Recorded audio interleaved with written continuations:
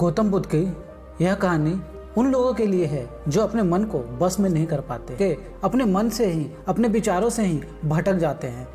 एक बार महात्मा बुद्ध किसी नगर से गुजर रहे थे। बुद्ध की नज़र एक कपड़े के व्यापारी पर पड़ी जो दुखी और हताश दिखाई दे रहा था। बुद्ध चलकर उनके पास गए और कपड़े वाले व्यापारी से पूछे। गौतम बुद्ध पूछे कि तुम इतना उदास क्यों हो? अगर तुम मुझे अपनी चिंता का विषय बताओ तो मैं तुम्हारा कुछ मदद कर सकता हूँ। कपड़े के व्यापारी ने बुद्ध को प्रणाम किया और उनको अंदर बुलाया। उस व्यापारी ने कहा, जब से मेरी पत्नी की मृत्यु हुई है तब से मेरे घर पर मेरे छोटे बेटे की देखभाल वाला कोई नहीं है, इसलिए मैं हमेशा उसको अपने दुकान में लेकर आ जाता हूँ। मेरे दुकान में आने वाले हर ग्राहक की पगड़ी को उछालकर मेरा बेटा फेंक देता है। कभी कभी उनका झोला भी उठाकर बाहर फेंक देता है।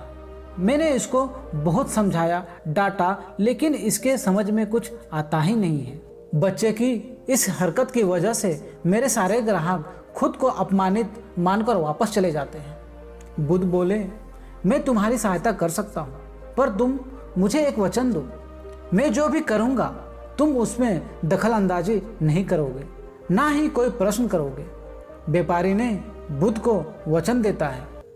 अगले दिन गौतम बुद्ध व्यापारी के पास पगड़ी पहनकर आए हैं और एक ग्राहक की भांति आकर बैठ गए। व्यापारी का बेटा आया और बुद्ध की पगड़ी उछाल दिया। महात्मा बुद्ध मुस्कुराए और कहा, बहुत अच्छा, जाओ उस पगड़ी को वापस लेकर आओ। वह बच्चा दौड़कर गया और पगड़ी लेकर बुद्ध को दे दिया। अगले दिन बुद्ध एक कुल्हाड़ी और एक लकड़ी लेकर आया। फिर उस लड़के ने फिर से उस पगड़ी को उछाल दी। बुद्ध ने उस लड़के को कुल्हाड़ी और लकड़ी दे दी और कहा, जाओ इस लकड़ी को काटो।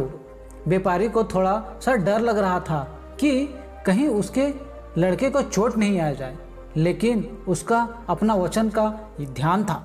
7 दिन तक महात्मा बुद्ध कोई ना कोई नया काम लेकर आते और उस लड़के से करवाते। शीघ्र ही वह लड़का भूल गया कि उसको किसकी पगड़ी उछालनी है। व्यापारी बहुत खुश हुआ और गौतम बुद्ध को धन्यवाद दिया।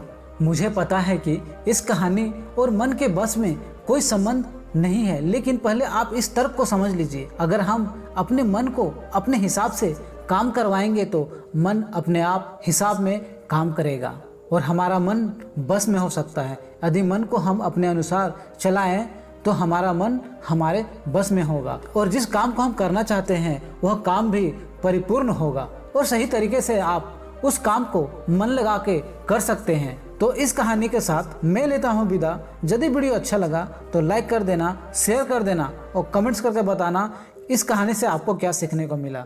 धन्यवाद।